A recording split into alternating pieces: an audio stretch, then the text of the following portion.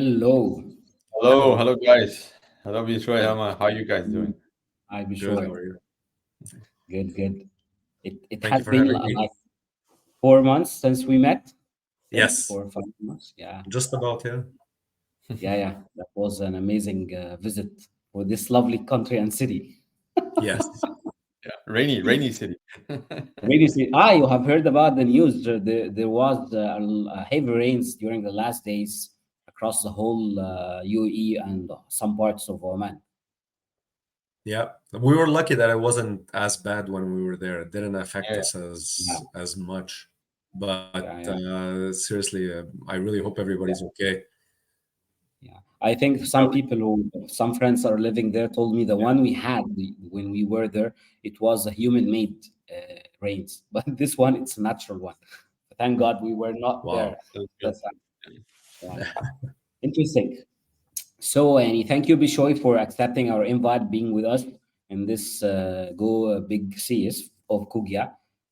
We're delighted to have you as a digital transformation expert during the last 20 years, providing this kind of amazing and now it's much more required, even after the hype of the AI and most of the companies now trying to automate part of their business and operations. Thank you very much for being with us. Please, you have the microphone to introduce you to our audience. Thank you very much for having me. It's a pleasure. I'm really looking forward to this. I got excited about it when we discussed it in Dubai when we met in November, and really looking forward to it. And I hope that I can shed some light on, like you said, the digital transformation. It started as as a catchword. Now it's mainstream, and obviously now we're adding more to it with the advent of the AI and all these new technologies that are coming along, and it creates excitement and fear for in different people for different reasons. So it's always good to discuss it and try to demystify things a little bit. So like you Exactly. said, And it's going at a very fast pace. So extremely fast paced yeah, because extreme. seriously it's going like linear. It's going up. Yeah, yeah. I think it's It's Yeah, going to that, you be know, interesting. like there was a question like few months ago, like, oh, is AI a trend like I don't know, metaverse or just before this kind of thing? That's the personal opinion, but I think we share it's not a trend. It's No, actually here, yeah, really here, and we'll have to deal with it. And as you were saying, be sure it's new, and what's kind of new is scares some people, like on the learning curve and all that. But it will be part of everything, and we'll have to deal with it. So I think it's for some people to catch up the pace and be there. But you'll talk. We'll have this time together to go in deeply in that. absolutely. yeah, yeah. Yeah.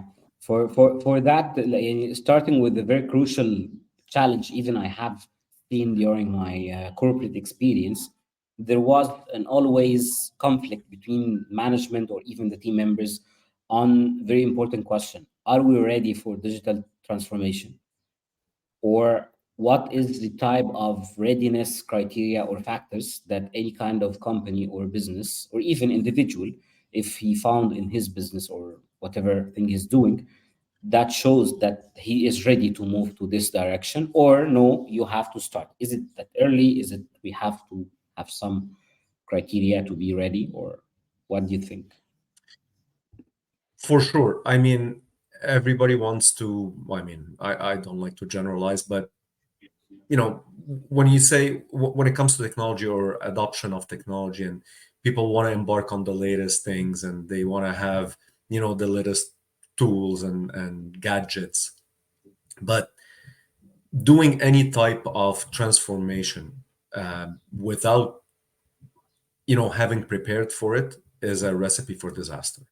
So being able to master your digital readiness has some steps and and and indicators as well, because what happens is you say, okay, fine, um, let's start with such a project and let's see if it works. So whether it's a project to move some of your processes to the cloud. Let's say instead of having in-house or in-prem servers, for example, and then you say we're going in, to the cloud. Did you do a study? Did you check within your organization? Is this the roadmap that or the strategy that the upper management has, or the vision for the long term, or is it just because we heard about excuse me, we heard about cloud and migration to the cloud that let's jump on it? There is no there hasn't been studies that were done. And also, is your team ready? Are your employees understanding the complexity or what comes with such a transformation? So digital transformation can have multiple aspects, whether it's your documentation, your processes, your hosting, your servers, your applications, all of that. It's not one magic formula or one silver bullet to say, okay, we're just going to do digital transformation. All right, let's jump on it. It takes a systematic approach, and understanding the technology impact, understanding if there is a return on investment, understanding if there is a need for what you're actually trying to transform or not. Maybe not now, but maybe in 3 years. So let's build the roadmap for it. I agree with when you're saying like the readiness. I had this experience with a major like company. They were like like the trends of not a little bit less now, but like a few years ago, the trends of like acquisition of new startups with their new technology, and you're a big company that you think like will accelerate the pace. And I had to work on a company, and they were looking to do an acquisition of few startups. But at the end, when we came and we were looking at the roadmap and on their own technology were not ready to do an acquisition for a startup, because they didn't even have like APIs and able to be connected. So all their internal roadmap has to be modified to be able to be ready to do an acquisition of a startup, which was built on new technologies. All the APIs were there open, but there were not. So they were willing to, but they were not ready to do these kind of things. So it's exactly what you were saying, Bishoy. So that's a typical example. Exactly. It's just not something that you're gonna say, let's jump on it and then we'll see where the chips may fall and we'll see how we're gonna deal with it. It doesn't work like that, because you're gonna hurt yourself on the long run, and you can even be out of business due to that. Because at the end of the day, it is a disruptive technology, because you're changing the way that you're doing things. Yeah, and also the humans. Just the talk we had that the last time was our friend Lisa. That's on the more personal side, but as you were saying, there's also human change management. Yes. Not everybody is ready. So this dimension is just not the technology; it's also the human part on the readiness of the management. And there's also a change management to take in place and to use. Yeah. Adding to this as well, Bishoy, I've seen this in one of the companies I was working for. Sometimes the resistance is the fear of failure, because the technology has a cost, as you said. And the cost of the change, we don't know what is the cost of changing from a typical or traditional way of working versus a technological way of working. That that was a lesson learned for the organization, because they were not getting that risk, and they started to transform one of our project to test on this new technology. And there was like 50% of the data was affected and was lost due to this change without any kind of calculations. But this could be if a factor that we consider on how you see or startups can or businesses can identify the risk factors or the cost of the change in that stage. One of the things that you have to take into consideration, or one of the things that needs to be, accounted for, is data readiness. Mhm. Making sure that your data is ready or available or clean enough, that, because don't forget, AI in the digital transformation or AI as it's being used, it consumes and it's data driven. So basically, if your data is not up to par, don't expect the results that you're No. getting out are going to be any good for you. So And you if need a lot you, of data. Yeah. pardon me, And you need a lot of data to be you need a lot relevant. of data, you need a lot of historicals, you need to be able to have some sort of a data repository, or like, in the terms of Microsoft data lake, and from Like, there you have, you're able to perform analysis on the data that you have. So for example, you're doing inventory management, but if you don't have good historical data, forget it. If your ERP system is not up to par in the sense that the descriptions, or you're putting information, you don't have standards in putting in the information. For example, one person goes in and describes their product as, a black T-shirt, for example, BLK for black, and another person will put black as in BLAK. But so trying to get the data, or trying to get a pattern, or discern something out of that, good luck with it, because you won't be able to have something um, manageable or something meaningful to be able to build your models on it. How are yeah. you going to teach AI to say, okay, fine, you know what? If black BLK is in short order, then start initiating the process of order processing, and creating the PO, for example, if we're talking about vendor management and inventory management. So is it gonna issue like the PO for BLK and BLAK, or what is it that it's looking for?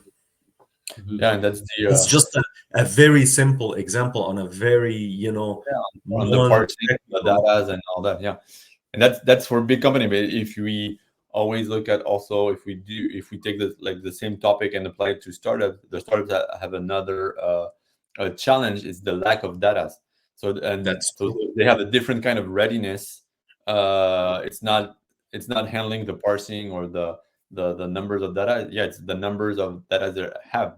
At Kogia, we receive a lot of applications now. Everyone has AI in their pitch decks, or in their ID, but their challenge is, yeah, but if you don't have enough data, your AI will, you need that time. So it's two different challenge, but for the same for the same Exactly. same That topic. exactly. You're coming in from two ends: a company that's been in Yeah. business for 100 years, but the data is useless, or a Yeah. company that's starting, a year ago, but it doesn't have enough data.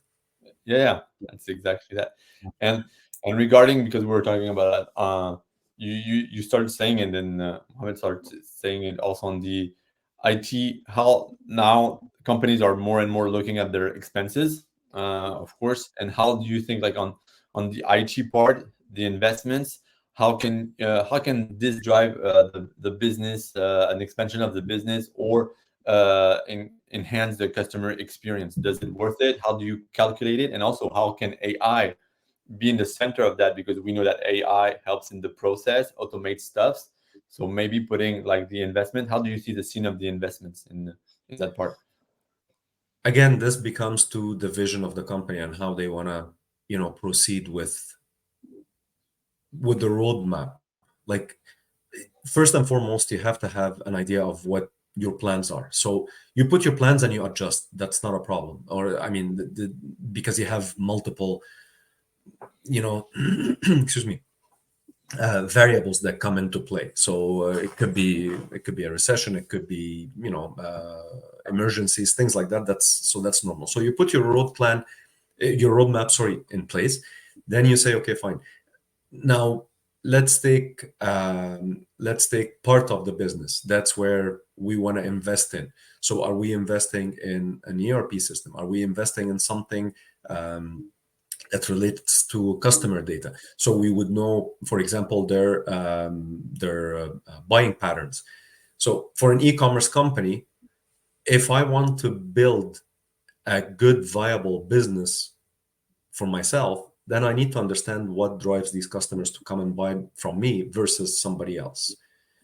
If I don't have the data, or I don't have the structure in place to be able to analyze how my customers interact on my website, for example, or on my platform, then I won't be able to say I need to invest in here, or I need to push this product, or I need to.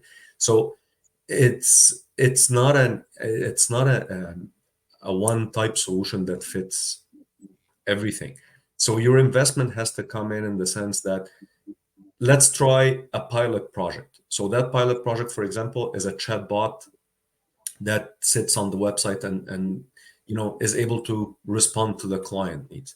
Or you take the analysis that come out of whether abandoned cart, and then you start building a model. You use, for example, Power BI to start seeing trends, and you use AI to analyze these trends and try and give you a pattern, for example. But all of this requires also the data. So if the data is not there, or the traffic is not coming to your website, then maybe you have other issues that you need to be able to to get that data. So you need to address these issues before you start. So it's sort of like the chicken or the egg. You need to be able, again, it comes back to having a research. roadmap. Yeah, and doing good research. Yeah. Put in place a strategy, and then work that strategy and adjust your tactics as you're going along. Interesting. I think in having the data or does not don't having the data, it definitely affects the digital transformation direction or strategy of a company or a business. But there can be another factor as well, that in some cases and some mindsets consider that the digital transformation is a very complex thing, and it is related to a very huge change of technology to implement in our companies. However, it could be just a very simple thing to start with, following the agile concept and methodology, and starting with a flexible way of thinking and start moving on. And I remember one of my jobs long time ago was automating some of the tasks of the team, and we started with some Excel formulas. That's very simple, without just Yep. buying an expensive system. How do you see this kind of digital transformation mindset to just simplify it and make it in a flexible way that can the transformation and the change is easier than people expecting? By implementing it, you know, piece by piece, or implementing it in again, it you can look at it in a different way, because we go back to the point of the fear of change and change management and everything. If you're a traditional company that does, I don't know, textile, for example, they sew pieces of material together, and then they come up with a t-shirt, or they automated some of the. This is a very traditional type of company. So you can expect that the majority of your employees are, not at the highest tech level. So obviously, anything that can be perceived as a job loss for them will be, very, very hard change, or it will require a lot of communication with them.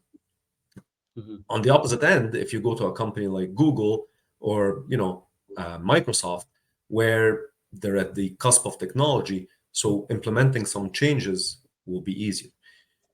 Having said that, it's all about having a communication plan and giving it, depending on the industry, either small doses, like you said. So, and a small change in the Excel formula, you're automating it, and then with macros, you put in the data, and then it comes out. So you can have a pattern. Or if you have a company that's technology based, then you can implement a little bit more, heavy, or like heavier changes if you want. It varies on the company and the industry. Yeah, but we can. I think on one thing, on the agile methodology, which is a lot used, and it's a word in the startup, I would say, scene. It's more and more used by companies, like doing like step, as you were saying, step by step. It Yeah. works. We go through and escalating like that. The thing, like same thing with some clients. I was working with or facing, just implementing something, I would say, like when you're in the industry, like a CRM or whatever for the sales, at the beginning, even if the company is not up to date to the technology, this is a huge thing. So It even is. like the things they were implement on their CRM, it's going to be step by step, like using the pipeline and then parsing the data and all that. But it's Explaining what the benefit. yeah, what's the benefit? Because at the beginning, I always had this. Oh, they're scared because you're putting a tool that will like. They were not scared about their job, but like spying them. No, it's not spying. It's to make you gain some time on your work and not lose some deals because you're a you're a salesperson. So if you mislead like some lead or don't remember to follow up because you have too much, it's a commission you won't have. So it's to make them understand that these kind of tools are here to help them automate and to use Exactly. them as their best friend, basically. And this is not immediate. It needs some, and the best for me, as you were saying, and also on the agile methodology, it's to do it step by step and not putting everything in one place. If you do that, you lose in your digital transformation, I think. Absolutely, and I agree with you. And that example of the CRM is something that I've been involved in, and implementing a CRM system in a company. The first thing is like that this is additional work. I'm not used to it. Why do I have to carry a tablet with me, or why do I have to enter this, and why do I have to do this after work? But when you explain it to them and you show them the benefit, and exactly like you were saying also, it's the spying. So now you're going to know how many. Yeah, but at the end of the day, your results are going to show, and then your follow-ups are going to show. And if I can help you, the sales manager, if I can help you find, the gaps, or find places where maybe you haven't followed up with that client, it, it helps. It increases your productivity at the end of the day. Does it mean that you have to do maybe a couple of extra steps? 100%. But those steps will save you writing down notes of calling back that client, or Yeah, do this. And then where did I put that paper? And where did I put? Now, at least it automates your follow-ups. We implemented a CRM system with the e-commerce where it automated the responses, so it saved on the steps that between the client, signing up, and then the welcome email that the client receives, and then after that a promotion, for example, for being a new client. Once the client abandons the cart, you get another email. So all of this was part of the automation and the CRM, and then the salesperson that was responsible for this would see the flow that the client went through, and it helped increase the closure, as opposed to, okay, that client abandoned the cart and left, we don't know anything about him, and that's it. But now I can follow up. Now I can say, you know what, Mr. Client, I saw that you came in, you liked that product, you put it in the cart, but then you abandoned the cart. What was the issue? Yeah, and that's where you put AI on the top of that that can do predictive learning curve, predictive answers, response for the customer experience, and also, for example, for the VP sales that can have his predictive sales going with AI that's putting it in on where he has to enhance. That's a lot of time gain that maybe And they it would not helps have. you in your product development. Yeah, yeah. Sorry, Absolutely. Bishoy. And it helps you with your product development and your product selection as well. Yeah, So exactly. if you see that there is a trend, you may not be able to see it, from a regular Excel sheet, but if you have AI analysis in the back, you can start building a trend, and then you can start saying, okay, you know what, t-shirts in extra small blue for women are not a good seller because we've had, stock or overstock or returns or this or that. People don't buy it. Okay, so Yeah. let's not start creating models for that. And Mhm. often there's a discrepancy of what you think, even if you're inside and you have your tool and you're looking at it and you're thinking that, okay, maybe, oh look, I assume they prefer the white in size M, and I don't know, and for men. But if you really put the data in and like AI that's really calculating accurately, you'll see, but no, it's not the white one, it's the black in size L, and that's where the data and are very relevant, because we all, as human, there's a discrepancy on what we think and try to calculate, it's different really from the data that are talking. And this, the Exactly. best the best thing to put in place is the AI. And talking about that, how do you there's a big topic is like, we, even with Mohamed, and you know it, we like to work global. And now like companies that want to do like their digital transformation, how do you see what would be for you the best practice of outsourcing a team versus internally, where there's some risk? How do you manage that, or give some tips on managing an outsourcing IT team that will help you expand or put that on your roadmap, or put AI or add AI modules and this kind of thing, because this can have challenges, or some company can be scared of, but it's, for us, it's very useful, I think, to use that. Vendor management, or choosing an IT, IT, I mean vendor, at the end of the day, comes with its own challenges and risks. I find that one of the main criterias, or main important things to do at the beginning, is evaluating your internal resources, measuring the skills or the lack of skills thereof from what needs to be done. Based on your plan, you'll be able to see, okay, if I need to develop a certain AI solution, for example, you're a healthcare provider, for example, and you want to implement an analysis for digital imagery. But are you going to develop this in-house, the analysis? Do you have the capability? Or are we outsourcing? And what can be the collaboration between the two? So first and foremost, in the vendor selection, is ensuring that whoever you're going with, they have that type of experience. So it's not a company that will promise something and then not deliver it, or we have an adjacent, for example, experience in such a field. I want somebody who is able to help me do the result that I want. So I'm not in it to for trial and error. That's one thing. There's a lot of ethical and regulatory considerations to take into this. Where am I developing that system? Is it, if I'm a US client, for example, and now am I looking at developers or companies in certain countries that the US is not allowing it, then forget it. I won't be able to reach that market. What happens to the data? With all the laws on privacy that are happening in Europe and US and Canada, where does the data reside?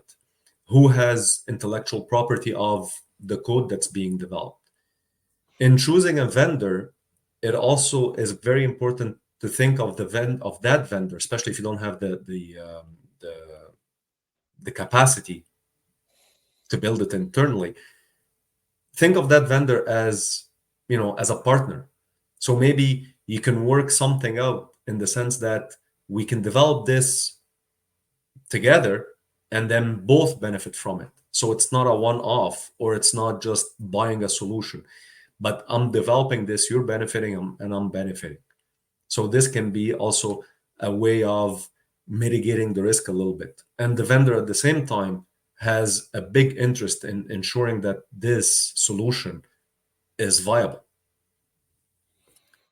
Also, one important thing is, will that vendor have the capacity to address change management and training, for the Yeah, that's employees another. only? So That's the thing. Yeah, but exactly. Or are they just good at skills in developing the code and developing the solution, and then what? Here, use it. But we're not able to help you, or we're not able to train you. And would that vendor be available, or would that vendor still be in existence 5 years down the line? What is their long-term vision? Are they, yes, you cannot predict the future, but I mean, you can have your due diligence as well, and you do your part in trying to understand that. Yeah, it's yeah, the vendors are, you're right. I think that's a good thing you were raising. Are they able to train you on what they're doing, or they're just IT focused? But do because sometimes the company they want to outsource, they outsource like I don't know, a tech team, and they want more from this outsourcing company, like training and all that, but it's not their core.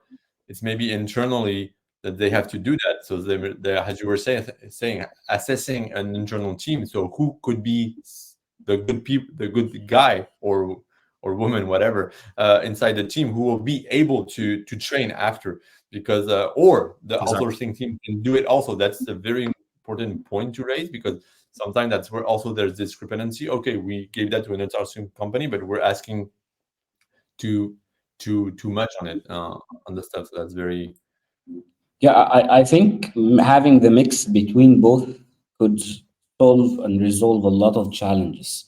Even outsourcing part of the job and have the other with the remaining part in-house, just to secure the intellectual property part and avoid outsourcing the whole job for someone else, or even from inside factor, if we don't have the capacity to make the job done, we might have the help from external people or third parties. But making this combination is crucial because at the end, as if you're managing two big teams at the same time, it's not only your internal team and as well the third party or the vendor in that case. I tried it And that's very sometimes it works, sometimes not. 100%. I mean, there is no, like, again, there's no magic solution. It all depends on the complexity of your project. It depends Exactly. on how much you're willing to invest in it. But again, it comes back to having a plan and doing your evaluations right. And you know what? Making sure that you don't turn a blind eye to the signs that you may be getting internally from within your teams. So if they're trying to raise red flags, look at the red flags. Try and understand why people are hesitant, why people are saying, that might not be the best solution, or why are we doing this? True, very true. I think even having this kind of mindset to make this digital transformation in a very flexible way. Another very important factor is the data itself. As we said, the data is crucial for this kind of digital transformation, even the AI. But Yeah. taking some decision related to the data, that takes us to a very important factor because sometimes organizations already have data, but they don't utilize and don't use. And that's the worst thing can happen. You have the data, you have the capabilities, but you don't use it. You don't even utilize to get like 10% benefit out of this data.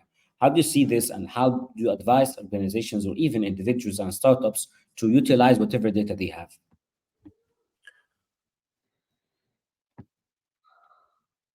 It's not an easy solution because, again, it comes back to how long you've had the data for and how attached you are to the data. Some people think, the data, I cannot, I have to have that data. But sometimes it's not a bad thing to say, okay, you know what, let's stop at a certain date, have historical data that's accessible if we need it, and let's start, from moving forward from now on with different data sets, or putting in place, you know a newer or more updated system, or more, clearer data sets, like I said. So I was involved in an ERP implementation project where getting all the data, all the old data you know from the repositories where they were, and putting it into the new system would have created havoc with the company. First of all, the data is not as you expected because you've been collecting that data for the past 30 years.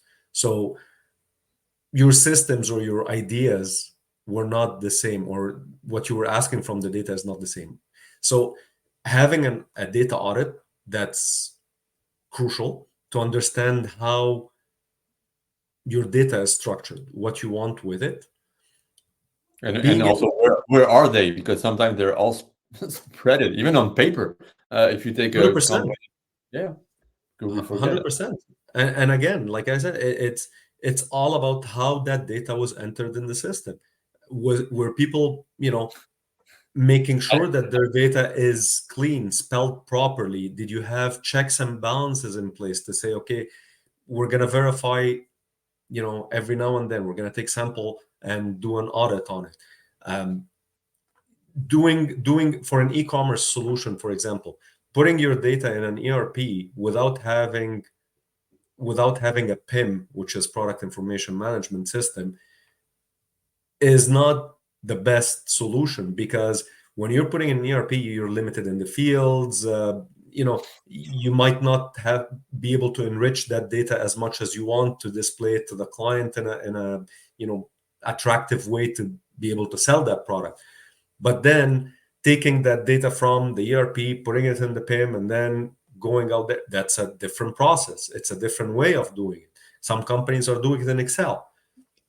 You take that data, put it in Excel, fill up all the fields that you need, like, the size, the color, the description, the care, and then you push it to the website. But then you have errors, you have products sometimes that are incomplete. So what do? Then when you go to the executives, they're seeing all that money that's being spent, and the project that was supposed to cost $1 million, now, because we have to do data cleanup, or we have to add a PIM because we didn't think about it and stop using Excel, or add an extra step, now that project is no longer $1 million. It's going to be 2 or 2.5 million. Well, no. That's something that happens that everyone, like in this kind of project, they're under, like, especially the C levels, or they underestimate, like, oh, it's easy, you take this data set and it will work. And a lot of time there's not a battle, but there's a change, an education to understand, no, it's just not to invoice or raise the bill for raising the bill. It's just your data are going to be, it's undervalidated, rated, I would say. But there's always more work, because it's very rare that a fun fact that you were saying on the fields, I had at one client, they had like the field, like, for example, they were using a software, so we had to extract the data, as you were saying, and there was like one field where there was, if I remember, it was like the address 1, and then another field which was address 2. And then when we were extracting the data, what did you write on address 2? Oh, don't worry, it's not the address. There was no field for that, but we were putting the date of birth of the clients, because there was no field for that. So we were using the address 2 field to put the date of birth. You cannot invent it, and it was doing, as you were saying, data audit to understand that. But that's real facts. And then you have to, what do you do in that case? As you were saying, Bishoy, what do you do? So what do you do exactly? How much time do you want to invest in it? Or do you say, okay, fine, you know what? Yeah. Correct, for example, the data and the customer, but forget about the order history for the client, or, for example, do this and then forget about the others. It becomes hard. Or like you were saying, address 1 and address 2. Some people would put the suite number and then the address all in address 1. And then you would have another person that comes in later, and he would put just the civic address and then the suite number and address 2. So how do you manage that data? No, I remember one of many projects. Honestly, the address, they were not even adding the address. The just Europe, Yeah, North America. Which country? because Europe is very small. It's like it's not a huge continent. No, it's small. It's not. Yeah. One country, no problem. Sure, yeah. Like Montreal for you, MTR. It works, no? Exactly. It's for this BIM concept, you said, you showed for in this, and Damien as well said, that's an underestimation of how complex, or how should we implement this kind of solutions or digital transformation. Honestly, I see it's an overestimating the value that the small team members are providing in terms of data, because it's at the end, it depends on the junior member in the team how they do add the data to the system, and the senior management, they expect that everything is settled correctly as the dream, or have the strategy, or have the plan, but no one is following up for those small team members. And at the end, we all surprised that the data is no data actually, or even if there is data, it costs the company, as you said, instead of implementing a system $1 million, it's two or two and a half. But Yep. how do you see, or can you advise even us or our audience? Do we need to start implement this, like a process or like a system of somehow to make sure that already the data collected?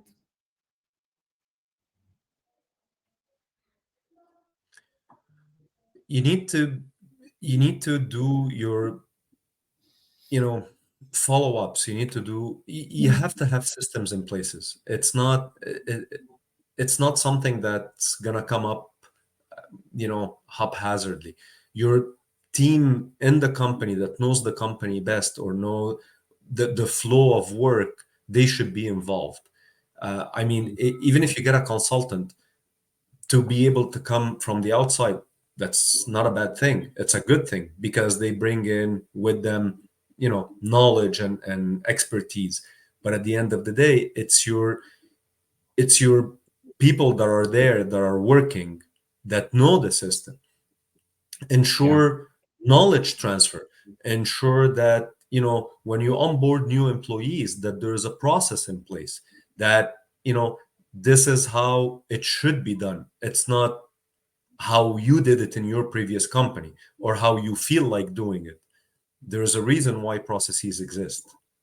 Otherwise, it becomes chaotic, and then fixing all these errors later becomes a costly, and it could be the end of a company, because things were not done the right way. Yeah, if But you just if kidding. you keep doing things the wrong way, you know you're gonna end up in trouble as well. So, to answer your question, there is no magic bullet. It's something that needs to be, you know discussed regularly in the company. um, Procedures revised on regular basis, improvements brought in. And if you need to hire a consultant or hire a company that has expertise in this field, bring them in. Try and implement some of their solutions, or implement all their solutions. All depends on the company, on how bad it is. And then from there, you're able to continue. But if there are no guardrails in place to ensure that whatever solution was implemented is continued to be implemented in the correct way, then you're back at square one. Yeah, and I think there's maybe the other solution is we have an AI startup ID here. You're right. From the beginning, you put a AI tool that calculates or that gives this process or this field, and maybe a plugin. Just an idea. I didn't say to launch it, but it's always that's gonna be a second answer. And Yeah. and I know, Bishoy, we already used a lot of examples, and I like what you're when you were explaining or replying. It's we're taking live or real cases we had. But can you give us like what you have in mind, like your best successful case success story you had by doing a digital transformation, and what it brings to the company, like the one that So pops your up maybe. voice was cutting there. What? Sorry, it was Shopee. Actually, we did work. No, sorry, your voice was cutting there for a second. Okay. We worked with a company that did AI activated cameras, that they put it in, like, how municipalities and public transport companies, they have their own garages, and they park the buses, or they park their heavy equipment. So now that company was using, or that transport company was using, hybrid buses for public transport. So these buses, they come in and they get plugged in and charged at the where or at the garage at night. So the camera with the AI sensing chip, it had an algorithm on it, and sort of an app, and it's capable of measuring the temperature of these batteries as they're being charged, at night or after the shift. And if there is obviously you build a tolerance in the temperature of those batteries. So if it exceeds the tolerance, then an alarm gets sent, and the camera is connected to the breaker, so it cuts the breaker to that battery until the issue is investigated. Which, it saves a lot of money on accidents and fires, and batteries that can become Overheat. defective because the Yeah. charge went higher. So that was a good example of a implementation project. And just to give, because you're talking about implementing AI and all that, how long did that take? Like, for example, just to in the Because don't forget, it's a public or government related, so it takes a took- while. Mm. People like the idea, but going through the red tape takes a while. So Yeah. that takes a long time to be able to. So the project, I believe, at the end of the day, it took almost a year and a half just I thought to it get was going to be more. just to Yeah. get to the proof of concept. That's not Yeah. even implementing it across all the garages that they have. Just show us a study, show us this, show us Yeah. a I was concept. going to say, like, did you use it like as a putting a pocket, a proof of concept in place, like agile, like you were talking, like step by step, using one garage? It's exactly what we do, like, and we say in our startups we work with, like one by one, go test this on the market. And you were saying, like in digital transformation, or even in bigger company or government, like governments, government project, we have to use the same process to make it successful. And you said it before, that's what you did in this case. Yeah. Yeah, and also don't forget, you have to, because with government or municipal, they're unionized, the employees. So we have to make sure that they're not worried about their job loss, or you're taking away from. No, we're saving your life, because if that battery explodes and you're not there, Yeah. you can get hurt trying to put out that fire. You took it on the emotional way. Well, I mean, it's a reality that Yeah. battery blows up. It's you're not gonna be a happy camper. Yeah, interesting. I think I remember as well one of the projects I was working on. Most of the time, the client does not understand how this digital transformation would impact the business in a positive way, regardless all the challenges and the data and stuff. But when we implemented the solution, it saved for them more than 80% of the cost of the Yep. tools, the team members, making, and even the results were much more accurate than the traditional way they were using. But at the end, it's taking the risk even to change and try something different we don't know about or we didn't try before. Exactly. Yeah. Yeah, interesting. I think we might think about the individuals, or sorry, I mean the changes that happens nowadays. I was in a session about AI like 2 days ago, and the instructor was telling us long time ago this kind of feature was changed. Long time ago it was 6 weeks, but this kind of trend and very fast pace of changing in the AI. How do you see the trends in the digital transformation? And is it related to the AI, or still the AI does not affect the methodology of implementing digital transformation in multiple companies in North America or even other countries and regions?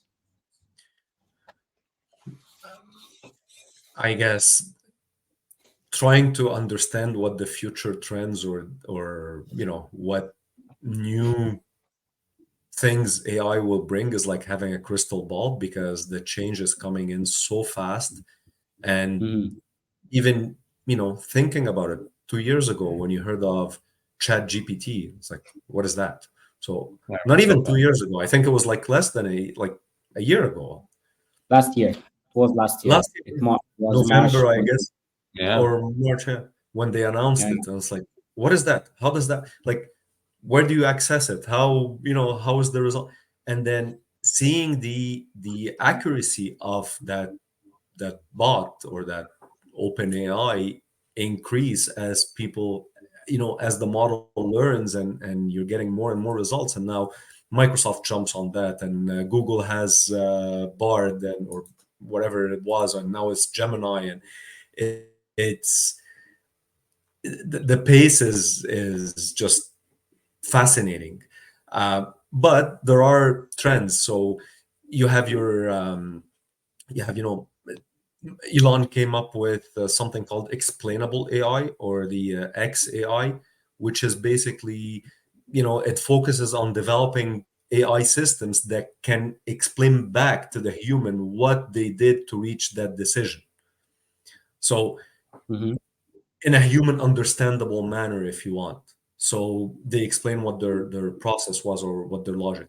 So it enhances transparency. So this can be used in regulated industries, for example, healthcare, for example, finance. So why did I deny that charge, for example, in finance, or that credit card? Here is what the process was. Or why did I analyze that image of that tumor as malignant versus non-malignant? So it can explain it, and then you can improve on the system, I guess, or you can correct it. Then you have your AI automation and robotics. This is an area where you will find, they call it cobots. So the robots are interacting with each other and interacting with humans. So to have a more efficient process in the manufacturing. Mhm. You have your natural language processing. So all the stuff that you see, like DAL-E, and I don't remember the other one, where you create images, you create music, you create art, Journey. Yeah, even on yeah, the Midjourney. Thank you. yeah. And so that's, you explain what you want to achieve in simple words, and then you see what the results, and then you modify on it and you update. So as more input is put in, the more accurate, or the more it will start understanding. Yeah, and you're right. We don't have the magic ball to know it, but for sure the pace is huge on AI. Even like we were saying, like 1 year ago, I started like using in our team with Mohamed, like the even on copywriting. And I remember the teams that were some teams that were working on, they were so scared, like the copywriters. Oh, I will not have my job will not exist in 6 months and whatever. Yes, And now it went so fast, and these people, even the mindset we were saying, the change, now they're just using it. But it went kind of fast with people that were really like, oh, afraid of it and reticent and didn't want to use it. And now it's just like no choice. So they're just because using. they realize that if it takes you, like, let's say you ask him to write content, or a blog, or whatever, or a piece on something, and it takes him a day to write it, and he charges, I don't know, $50 an hour. But how is he competitive, or how many can he get out, during a day? But now if he uses AI, I mean, don't cheat, and don't take the claim, or not, at least take the idea or whatever came out of the AI, and then put in your touch on it, and Yeah, rework it, and exactly. ensure Your that, voice touch as ensure the well. accuracy. Exactly, ensure the accuracy, ensure that you didn't, the AI didn't grab anything from other sources without giving the source. So no plagiarism. At least if it took you 8 hours to come up with that article, now if it takes you five, at least you have time to work on something else, and you're still able to put in and do your work as well. So it's not like anything else. When the calculator first came out, the accountants didn't want to use them because they had their little way of doing things, and they, no, the calculator is going to take away my work. But you became more efficient using a calculator. Then when Excel came, all the people that were using a calculator, no, no, no, this is going to make us stupid, and we won't be able to do any mental yeah, but you're creating a formula in Excel. If you don't understand the concept, forget it. You're not, the result is going to be True. wrong. Yeah. Yeah. Yeah, yeah, That's exact concept of, are we getting these new technologies to complement our value or accelerate our value, or replacing us? No way it won't replace us, but someone is using it will replace us. It will replace some people, unfortunately. I mean, you know, there are no alternatives, but you need to be able to adapt. And as humans, we're very adaptable. So the people that will get affected the most are the ones who are totally against it or don't want to learn something new. I think. True. Yeah, and one That's thing right. that not the flag I try to say sometimes, like here we did all I would say our generation here around the table, we did all the hard work, like doing the things manually, thinking of the data, the processes, and digital transformation. So we have this big overview of what is it exactly. So now using AI, we're able to understand the whole picture. Versus what the young generation has to be careful. If you skip all that hard work and jump immediately on AI, you don't have this big picture to analyze it and see True. it. So that's where I think I don't know where it will go. I don't have the answer, but just Magic a ball. flag. Be careful. Yeah, we're kind of both for sure. Because when we're talking about the Web 4 and using the blockchain with AI that will predict all your data, so it can both. But just the future will tell us where it's going to. Yeah, lead. Exactly, but that that that technology is out and it's being used at a very fast pace. How are we gonna manage without? Can we reverse it and not use it? I don't think it will happen. No, no, It's no, not sure. No, it's adding the blockchains on it so because it went we have to adapt as humans. True. on it, Very true. Sorry. and just yeah, it's the all about all this, and now I was talking about the generations and all that, and what do you think like Yeah. how is it in this AI digital transformation? How is the leadership important, and also getting the team to go and to manage this transformation?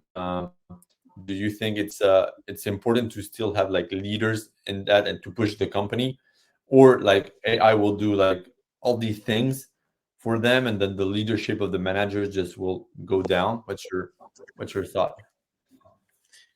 Um, that's a that's a good question. I mean, it's you have to have a leadership that has a vision and has a forward thinking in the sense that this is the plan that we have and these are the technologies that we're gonna implement. But you do have to have the human leadership, especially to answer for ethical questions and regulatory and ensuring that the teams and the collaboration are there, because otherwise it will be a little bit chaotic if I think if we leave it to AI to make all the decisions for us right now.